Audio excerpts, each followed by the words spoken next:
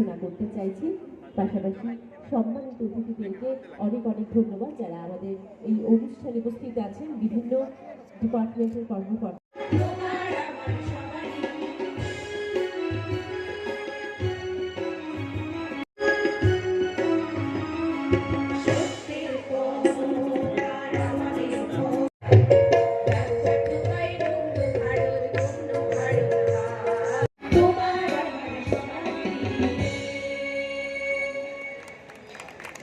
অসংখ্য ধন্যবাদ।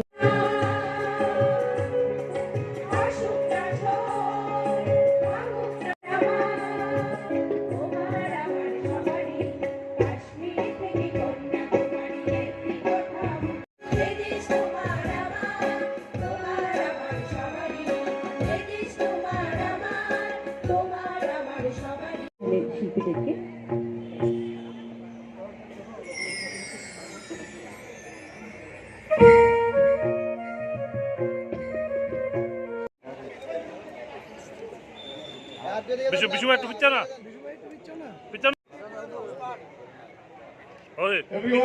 Please ready, start.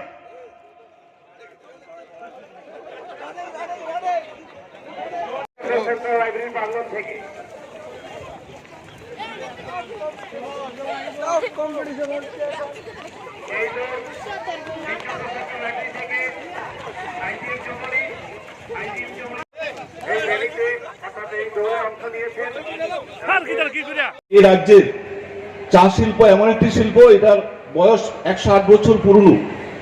এই 108 বছরে এই রাজ্যের চা শিল্পের সঙ্গে যারা আগে একটা সময় যুক্ত ছিলেন, প্রথম দিকে আভিজাত্যের প্রতীক মনে করতেন। রাজ্যে আজকের দিনেও প্রায় 20,000 আমাদের শ্রমিক সরাসরিভাবে যুক্ত রয়েছেন এই শিল্পের সাথে, এবং আমাদের সারা ভারতবর্ষে যে চা উৎপাদন হয় তার 10% চা আমাদের রাজ্য থেকে হয়, এবং আমাদের এই ত্রিপুরা রাজ্য চা উৎপাদনকারী রাজ্য হিসেবে 5ম স্থান অধিকার করে আছে। এমত অবস্থায় এই শিল্পের মধ্যে অনেক সম্ভাবনা থাকা সত্ত্বেও দীর্ঘদিন যাবৎ আমাদের এই ত্রিপুরার এই ঐতিহ্যবাহী শিল্প আমাদের উপেক্ষিত ছিল বলা যায়। 2018 সালের পর থেকে আমাদের রাজ্যে নতুন সরকার প্রতিষ্ঠিত হওয়ার পর একের পর এক ঐতিহাসিক কতগুলি সিদ্ধান্ত আমাদের সরকারের তরফ থেকে নেওয়া হয় ত্রিপুরা রাজ্যের চা শিল্পের সামগ্রিক বিকাশের স্বার্থে। তারই অঙ্গ হিসেবে অনেকগুলি পদক্ষেপ নেওয়া হয়েছে। ইতিমধ্যে আপনারা জানেন যে আমাদের উৎপাদিত চা ত্রিপুরেশ্বরী ব্র্যান্ড নামে আমরা রেশন শপের মাধ্যমে প্রতিটি রাজ্যের জনগণের কাছে পৌঁছে দেওয়ার জন্য আমরা প্রয়াস নিয়েছি। আমরা ইতিমধ্যে অনেকটা সফলও হয়েছি।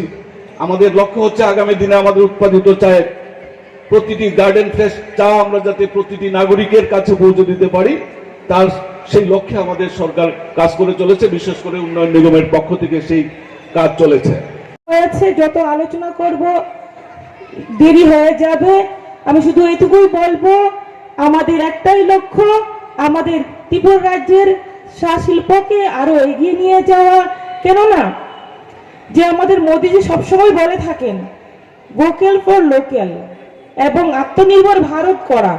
তার জন্য আজকে যদি আমরা ত্রিপুরাবাসী হই, ত্রিপুরাকে যদি ভালোবেসে থাকি, তাহলে আমাদের ত্রিপুরা রাজ্যের যেগুলো উৎপন্ন হচ্ছে, যেভাবে আমাদের চাকে আমরা জানি, আমাদের সরকার ত্রিপুরা রাজ্যে আসার পরে আমরা ত্রিপুরেশ্বরী টি ব্র্যান্ড আমরা নাম দিয়েছি, এবং তো সেই টি আমরা বাইরের টি না ব্যবহার করে পানীয় জল হিসেবে আমরা ব্যবহার করি। টি ব্যবহার করে প্রত্যেকেই ঘরে ব্যবহার হয়, কিন্তু সেটা যদি আমরা ত্রিপুরা টি ব্যবহার করি তাহলে আমাদের রাজ্য আরো এগিয়ে যাবে, উন্নয়নের দিকে, আত্মনির্ভর ত্রিপুরার দিকে আমরা এগিয়ে যেতে পারবো। পাশাপাশি আমি বলবো যে আমাদের ত্রিপুরা রাজ্যে বললে যে আমাদের সরকার আসার পরে যে যে স্কিম চালু হয়েছে সেই বিগত দিনে ছিল না। যেভাবে আমাদের তিনকুড়ে আলোচনা করেছেন মুখ্যমন্ত্রী চা শ্রমিক প্রকল্প, সেই বিগত দিনে কোনো চিন্তাধারা করা হয়নি কিভাবে চা শ্রমিকদের ডেভেলপমেন্ট করা যায়। তাদেরকে যদি আমরা ডেভেলপমেন্ট করতে পারি, তাদেরকে যদি সুযোগ দিতে পারি, তাহলেই তো আমাদের টি ডেভেলপমেন্ট হবে।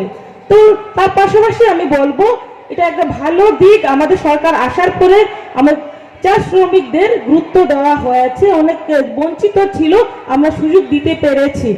এবং এখানে আমাদের টি বোর্ডের চেয়ারম্যান আলোচনা করেছেন অকশন সেন্টার আমাদের ত্রিপুরা রাজ্যে হচ্ছে, সেটা একটা বড় দিক যেটা বিগত দিনে চেষ্টা করা হয়নি। আজকে আমাদের সরকার আসার পরে অনেক চেষ্টা করার পরে সেটা সম্ভব হয়েছে। তো মাননীয় মুখ্যমন্ত্রীজিকে আমি ধন্যবাদ দিতে চাই, ওনার কারণে সেগুলো সম্ভব হচ্ছে। তো আমি বেশি কিছু বলবো না, আপনারা চেয়ারম্যান বলেছেন ইতিমধ্যে চায়ের ইতিহাস প্রায় 108 বছর ত্রিপুরা। কিন্তু এখানে যারা সামনে আছে আমরা কখনো ভাবি এই 108 বছরে এই চা শ্রমিক যারা, তাদের পরিবার থেকে কজন স্বাবলম্বী বা কজন নিজের পায়ে দাঁড়িয়েছে বা কজন ত্রিপুরার যে বিভিন্ন সরকারি দপ্তরে আছে। দেখুন চা এরকম একটা ইন্ডাস্ট্রি, যারা এক্সপার্টরা রয়েছেন তারা জানেন যে টেকনোলজি এবং মেশিনের দ্বারা ভালো চা উৎপন্ন সম্ভব নয়। ত্রিপুরাতে 54টা চা বাগান রয়েছে। এই চা বাগানগুলি ছোট বড় মিলিয়ে এই চাটাকে ভালো করতে গেলে প্রথমত যে কাজটা হবে সেটা হলো চা শ্রমিক যারা আছে তারা তাদেরকে বাগানে রাখতে হবে। দীর্ঘ বছর স্বাধীনতার প্রায় 78 বছরে এসে দাঁড়াতে চলছি আমরা যদি দেখি ত্রিপুরা রাজ্যে পূর্ণ রাজ্যে 50 বছর পার করেছি। এই 50 বছর পরেও ত্রিপুরার আমরা ওই চা বাগানে যারা থাকে শ্রমিক যারা, তাদের জীবনমান উন্নয়ন হোক সেটা নিয়ে কোনো পরিকল্পনা গ্রহণ করিনি। এই সরকারটা আসার পর 2018 সাল আসার পর চা শ্রমিক প্রকল্প শুরু হয় এবং তাদেরকে জমি দেওয়া শুরু হয়েছে। যেহেতু চা শ্রমিক যারা রয়েছে তাদের জমি ছিল না, তার জন্য বাগান থেকে তারা ধীরে ধীরে সরে যেতে শুরু হয়েছিল। কারণ তাদের ছেলেমেয়ে যদি পড়াশোনা করে বা অন্য কোথায় কাজ করে তাহলে বাগান ছেড়ে দিতে হবে, অথবা তারা বাইরে যাওয়া তাদের দ্বারা সম্ভব নয়। তাদের ছেলেমেয়েরা পড়াশোনা করে নিজেরা অন্য কিছু ভাবতে পারে না। এত সবাই কি করেছে, ধীরে ধীরে শহরমুখী হয়েছে। তার জন্য বাগানগুলোতে শ্রমিক শূন্য হয়ে পড়েছে। শ্রমিক শূন্য হওয়ার কারণে সেই বাগানের চা পাতা, যে ভালো কোয়ালিটির চা পাতা আমরা আশা করি, সেটার থেকে আমরা বঞ্চিত হচ্ছি। এই সরকারটা আসার পরে প্রথম যে কাজটা করেছে সেই কাজটা হলো ওই সমস্ত শ্রমিকদেরকে যে জমির পাট্টা দেওয়া। আপনারা শুনলে খুশি হবেন যে গত 5 বছরে আমাদের রাজ্যে প্রায় 10,000 স্থায়ী যারা শ্রমিক যারা একটা সময় রাজাদের আমলে ঝাড়খণ্ড থেকে, উড়িষ্যা থেকে, অন্ধ্র থেকে এসে আমাদের এখানে বসবাস শুরু করেছে, এদেরকে আমরা জমি দিতে পেরেছি 2000 পরিবারকে। অর্থাৎ যে কাজটা স্বাধীনতার 77 বছরে হয়নি, সেই কাজটা 2 বছর, আমরা 5 বছরে 2000 পরিবারকে আমরা জমি দিতে পেরেছি। হ্যাঁ, তো 2897 তিনি বলছেন একদম আপনার যতজনকে দেওয়া, এই এতটা পরিবারকে জমি দেওয়ার ফলে কি হয়েছে, তাদের পরিবারকে শৌচালয় দেওয়া, তাদেরকে রেশন কার্ড করে দেওয়া। সবচেয়ে বড় কথা হলো শহরে যারা আমরা বসবাস করি আমরা জানি না, আমরা যাদেরকে গরিব ধরে নিই, অন্তোদয় বা বিপিএল ক্যাটাগরি যাদেরকে ধরি, দুর্ভাগ্য এদের যারা 100 টাকা মজুরিতে এখানে যারা বসে আছে, আমাদের সকালবেলার চায়ের ব্যবস্থাটা 100 টাকা হয় না, অথচ ওই পরিবারগুলো 100 টাকা মজুরি, 105 টাকা মজুরিতে চায়ের শ্রমিকের কাজ করত। আর রেশন যেটা বলা হতো, রেশনের নামে শুধু ওই 5 কিলো চাল আর কয়েকটা অল্প আটা আর ওই 1-2টা প্যারাসিটামলের ঔষধ, সেগুলোর ব্যবস্থা ছিল। এই সরকার আসার পর তাদেরকে যেমন মজুরি বাড়ানো হয়েছে, 178 টাকা মজুরি হয়েছে, তেমনি প্রত্যেকের জন্য ঘর, প্রধানমন্ত্রী আবাস, প্রত্যেকের জন্য জল, প্রত্যেকের জন্য বাড়িতে ইলেকট্রিসিটির ব্যবস্থা, সেখানে শিক্ষার ব্যবস্থা। অর্থাৎ তারাও যে আমাদের মৌলিক অধিকার, অন্ন বস্ত্র শিক্ষা স্বাস্থ্যের কথা বলি, আজ তারাও সেটা পেয়েছে। এবং ওই সমস্ত পরিবারের জমির সঙ্গে সঙ্গে তাদেরকে প্রায়োরিটি গ্রুপ রেশন কার্ডও প্রোভাইড করা হয়েছে, যে রেশন কার্ড তাদের দীর্ঘ বছরে জুটেনি।